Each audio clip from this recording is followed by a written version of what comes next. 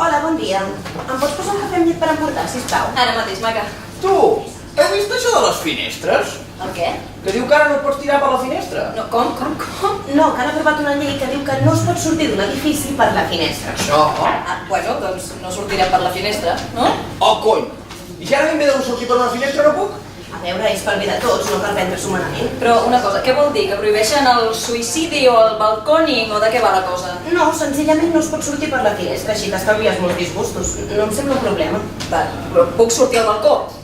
Clar que pots sortir al balcó, però no de l'edifici. És una qüestió de seguretat. Qüestió de tocar els collons al personal. Però vostè surt molt sovint per la finestra? Doncs mira, de tant en tant sí. No m'ho crec. No, mira una cosa, és veritat que jo no ho faig mai, però ben mirat sí que em molesta que ara em diguin que no puc. Clar, és que a ningú li agrada que li diguin el que ha de fer. Senyor, és com saltar-se un semàfor en vermell, és de sentit comú. Mira, jo tota la puta vida he estat sortint per la finestra i no li he fet mal a ningú. I que em posin al mateix sac que un assassí o un terrorista per sortir. No, mira, jo només dic que aquestes coses la gent és molt sensible i més d'un s'emprenyarà. El teu cafè. A la tertúlia d'avui m'acompanyen 3 experts per discutir l'aplicació de la llei de prohibició i regulació del traspassament corpori voluntari per la finestra, també anomenada porta-cabell. A la meva dreta, Rosa Forcant, finestròloga. Tothom es va riure de mi quan vaig triar especialització. I mira ara... A la meva esquerra, Pilar Castells, arquitecta i project manager. Cada cosa té la seva funció. Gràcies, Terència. I també tenim, comprendran que no ens vulgui donar el seu nom autèntic, Silenci Arran, delinqüent. Si em permets, Terenci, Silenci Arran, lladre de guant blanc. És ben bé que per un té estil, oi, Silenci? També em diuen Pepe. No és que em digui Josep, però... Bé, sí, hi ha uns amics que em diuen Papa Frita. Passem a la tertúlia. Però en general sí, Silenci Arran. La tertúlia. Lladre de guant blanc. La tertúlia. La porta-cabell ha estat el tema de moda a les xarxes durant l'última setmana. Els articles d'opinió van plens, és trending topic a Twitter i fins i tot s'ha creat l'emoticona de la finestra que, segons ens informen, és la més utilitzada al WhatsApp en aquests moments. Rosa, ens podries aclarir el context històric d'aquesta situació? Com sabràs, Terenci, la història de les finestres és llarga i convulsa. És cert que en la majoria de cultures conegudes, les que han tingut finestres, entenem, la finestra ha estat una figura purament funcional, de ventilació, d'entrada de llum. Podríem dir que és una obertura a la paret. Una simple obertura a la paret. S'equivocarien. Algunes civilitzacions actuals la consideren una entrada i sortida perfectament vàlida. I altres, de ja extingides, ni tan sols contemplaven el concepte de porta. Per tant, si em preguntes el perquè de la porta-cabell, només et puc respondre que la societat occidental actual està menys preparada per a aquesta classe de pràctiques, per una simple qüestió d'urbanisme. Els edificis són alts, Terenci. És comprensible que no es vulguin accidents. Ara bé, hauríem de deixar la decisió en mans de la gent. Sortir per la finestra hauria de ser un dret. Un dret humà, fins i tot? No ho sé. Només la història ens ho dirà. Saps, Rosa, mai em canso d'aprendre. I és gràcies a tertulianes com tu que puc continuar fent. Per altra banda, Pilar, què n'opineu els professionals del sector? Jo no dissenyo portes perquè la gent surti per la finestra. És un insult a la meva feina i una temeritat, una autèntica temeritat. Si els arquitectes treballem nit i dia perquè arribem còmodes, pràctiques i segures, és perquè la gent en faci un ús adequat. Sortir per la finestra. Què serà el següent? Dormir a la banyera? Fer tornades al radiador? Pixar a la pica? Per això estic completament a favor de la porta-cabell. Visca la porta-cabell! Llarga vida a la porta-cabell! Bé, després de Pilar Castells, arquitecta apassionada, passem a Silenci Arran, lladre de guant blanc. Jo m'esmunyo. Jo sóc la nit, la lluna nova. El fred que t'entra als ossos abans que puguis adonar-te'n. La boira que s'escola per les escletxes. Un sospir que es perd, que no el sent ningú. La fosca. He dit ja que sóc la nit. Silenci! Silenci. Què n'opines de la pràctica? No m'agrada gens. Ja em busquen per robar, a sobre m'han de detenir per sortir per la finestra. No, els del gremi estem emprenyadíssims, tu. setembre, manifestació ciutadana contra la llei de prohibició i regulació del traspassament corpori voluntari per la finestra ha agrupat aproximadament a 2 milions de persones. Una resposta tan massiva com inesperada. Des de les 8 del matí hem pogut veure accions de protesta tan curioses com els veïns del barri obrint les seves finestres als manifestants perquè n'entressin i en sortissin. També s'han sentit càntics com sortim per la finestra, volem ser com la resta i s'han vist pancartes amb el lema Perta que veus i Anna Milef. Passem a sentir les declaracions d'alguns manifestants. Jo a la meva època ja vaig lluitar per les meves llibertats. Vaig córrer davant i darrere de molta gent. Som oficialment a 1936. És que és indignant, estem indignats, no es pot permetre. És una vergonya, estem indignats, és indigne. Nosaltres hem tret a tota la família, hem agafat el cotxe, hem fet bocates i apa, no ens en podem quedar a casa, no podem callar davant d'aquesta injustícia. Estem construint un futur millor pels nostres fills. Oi, Manel? Mama, sortim per la finestra. La finestra. Gràcies, Manel.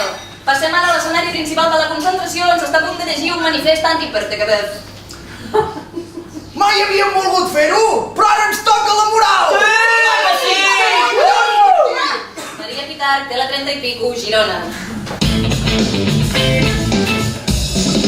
I ara sí, arribem al número 1 de la llista, el tema que més ho està patant en aquests moments. Protesta ciutadana i candent actualitat amb la cançó de les finestres!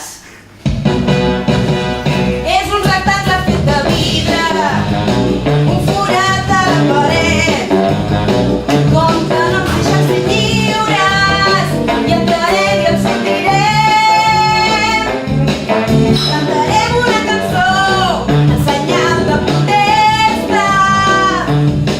Aixecarem ben alt la veu i farem que la sentin. Volem sortir per la finestra. Finestra! Volem fer la revolució. Finestra! Perquè volem un món millor, una gran reconquesta. Som els herois d'aquesta gesta. Finestra! Posem-hi tota la passió. Finestra! Així que porta una finestra i sortim tu i jo. Així que porta una finestra i sortim tu i jo.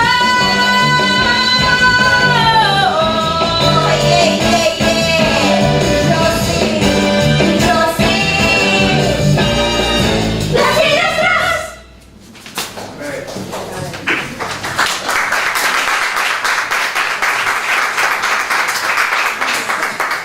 Senyoria, el meu client ha estat acusat injustament. Exposi la defensa, senyora Padilla. Si analitzem la Pertecabez veurem que no s'hi especifica en cap moment què és una finestra. Senyoria, el mer objecte, el mer concepte, la mera idea al voltant de la qual gira tot aquest cas no es troba descrita a la llei que em prohibeix un ús indegut. On anirà a parar el Codi Penal? Insinua, senyora Padilla, que el judici no pot proseguir perquè els membres del jurat no saben què és una finestra? Ans al contrari, senyories. Senyoria, amb la vènia, passo a llegir la definició de finestra segons l'Institut d'Estudis Catalans. Obertura generalment rectangular i a certa distància del sòl practicada en la paret d'una construcció per donar entrada a la llum i a l'aire. Gràcies, senyora Padilla. Podem continuar? Ja l'he enxampada, senyoria. S'ha preguntat què té a dir l'Institut d'Estudis Catalans sobre les portes? No sé si procedeix. Ara veurà com procedeix. Porta. Obertura practicada en un mur o en una paret d'una ciutat, d'un edifici, d'una cambra, etc. des del soler fins a una altura convenient per on es pot entrar i sortir. No sé què faríem sense vostè, senyora Padilla. Ara ja sabem què és una porta. On volen a parar? La descripció de finestra ens parla d'una obertura per donar entrada a la llum i a l'aire, mentre que la de porta especifica que s'hi pot entrar i sortir. Què va fer el meu client a través d'aquella obertura? Va sortir-ne. Ergo es tractava d'una porta. El meu client va sortir per una porta, cosa totalment legal. Les cartes són sobre la taula, senyoria. Això no s'aguanta per enlloc. I encara diria més. La definició de porta diu des del soler fins a una altura convenient, i en aquell cas era convenient que comencés 1 metre més amunt del soler. Quan parla d'altura es refereix a l'extensió total de la porta. Això ho veu al diccionari? Jo no. Per tant, tal com diu el diccionari, era una porta. Que ha sobresegut, senyoria? Això ho he de dir jo. La qüestió és que era una porta. I ho diré quan toqui. Una porta aixecada una miqueta del terra. No rigui la I de vidre, però una porta. Senyora Padilla. Corredissa, porta corredissa. Senyora Padilla. Porta convencional. Senyora Padilla. Porta rectangular. Senyora Padilla. Porta estàndard. Senyora Padilla. Porta funcional. El culpable és vostè, senyoria!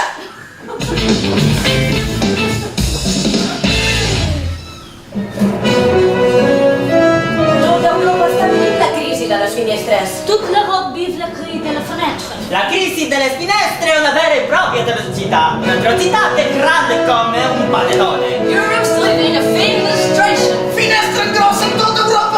Cabo de Finisterre. Marca Europa breve crisi economica. Toda la Europa está atravesando la crisis del ventanilla. Menys modern, crisineixos.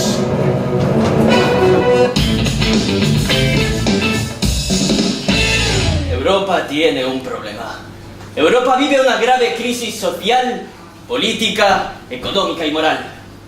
Y como presidente de los Estados Unidos de América, no puedo permitir que en un país vecino se prive a los ciudadanos de sus libertades y derechos más básicos. ¡La parte que me es una vergüenza, maldita sea! Es por eso que he decidido apelar al recurso extremo. Es nuestra única alternativa. Yo, Theodore Abraham Alexander Johnson, declaro la guerra mundial a Europa. Dios bendiga América. Luz verde al código Tiffany.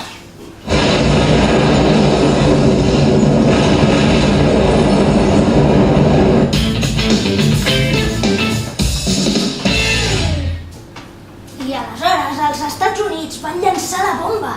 I va començar la guerra. La gran guerra del corrent d'aire. I quan va ser que van desaparèixer les cases? Europa es va veure acorralada. Es va decidir acabar amb els problemes que causava la pèrdua. Així que es van prohibir les finestres. I després, els edificis. Perquè, esclar, treure totes les finestres de tots els edificis és complicat i era el pas lògic. Jo només era un nadó quan va esclatar la guerra.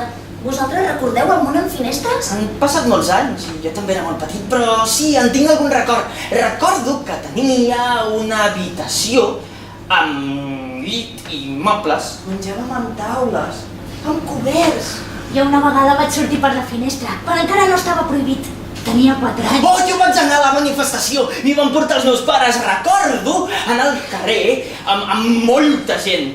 I entraven i sortien per la finestra sense parar. I cridaven i cantaven. És veritat, com feia la cançó aquella? Volem sortir per la finestra. Volem fer la revolució, perquè volem un món millor, una gran reconquesta. Som els herois d'aquesta gesta, posem-hi tota la passió. Així que porta una finestra i sortim-ne tu i jo. Veieu, volien un món millor per nosaltres. Van lluitar per la nostra llibertat i de què ha servit? No tenim res, no tenim finestres, no tenim futur! Manel, no et posis així. Si nosaltres ja no hi podem fer res. Sí que podem, esclar que podem. Però si només ets un nen, Manel, què faràs? Doncs viatjaré pel món i sortiré per totes les finestres que trobi. Quines finestres? Ai, doncs d'edificis en ruïnes, m'és igual. Així la gent veurà que no és per lluitar, que les coses poden tornar a ser com abans. Amb edificis i finestres i felicitat. No cal que em seguiu, nois. És la meva missió. I l'he de complir sol. N'estàs segur? Totalment. D'acord. Molta sort, Manel. Sortim per la finestra. Volem ser com la resta. Sortim per la finestra. Volem ser com la resta. Sortim per la finestra, volem ser com la resta.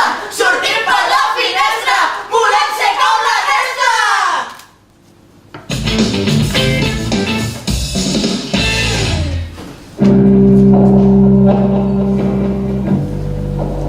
Sortir per la finestra hauria de ser un dret humà fins i tot. No ho sé. Només la història ens ho dirà. Una tertuliana debat l'aplicació de la porta que pot. Això era només el principi del que més tard esdevindria la gran guerra del corrent d'aire. Sortim per la finestra, volem ser com la resta. Mai havíem volgut fer-ho, però ara ens toca la moral! Tota Europa està vivint la crisi de les finestres. Yo, Theodore Abraham Alexander Johnson, declaro la guerra mundial a Europa. Dios bendiga América.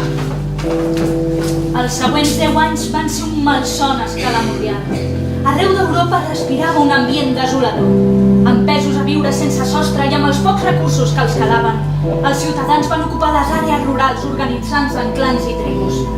Una Europa que ningú hauria pogut concebre en ple segle XXI. S'havia renunciat a tota esperança. Fins que va aparèixer ell, Manel Rocabruna, l'alliberador. A la tendra edat de 15 anys, Rocabruna va emprendre una missió que va canviar el món.